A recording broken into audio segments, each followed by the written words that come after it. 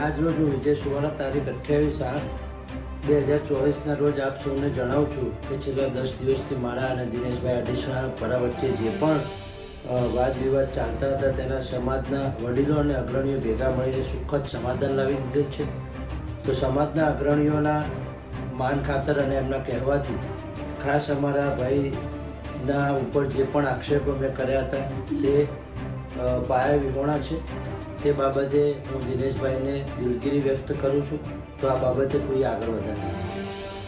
નમસ્કાર દર્શક મિત્રો, છેલ્લા 10 દિવસથી વિજય સુવાળા અને દિનેશભાઈ રબારી વચ્ચે જે વિવાદ ચાલી રહ્યો હતો તેનું મિત્રો સુખદ સમાધાન આવી ગયું છે તેવું હાલ વિજય સુવાળા તેઓ પત્રકમાં લખેલું છે તે પ્રમાણે દર્શાવી રહ્યા છે અને તેમના મોઢેથી બોલી રહ્યા છે કે સમાજના આગેવાનો અને તેમના પરિવારજનોએ સુખદ સમાધાન કરી લીધેલ છે અને જે પણ આરોપો લાગ્યા હતા તે પાયા વિહોણા હતા અને તે બદલ વિજયભાઈ સુવાળાએ દિલગીરી વ્યક્ત કરી છે. અને મિત્રો ખાસ સૂચના એ કે આ વિવાદમાં હવે સમાધાન થઈ ગયું છે, તો કોઈ પણ પ્રકારની અફવા કોઈ પણ લોકોએ ન ફેલાવવી જોઈએ અને આ સુખદ સમાધાન થયું હોવાથી કોઈ પણ ટીકા ટિપ્પણી કે અફવાઓ ન ફેલાવવી જોઈએ. અને બંને સમાજના જ વ્યક્તિઓ હતા અને પોતે પહેલાં પણ મિત્રો હતા, ત્યારબાદ મિત્રો આ સમાધાન કરવામાં આવ્યું છે.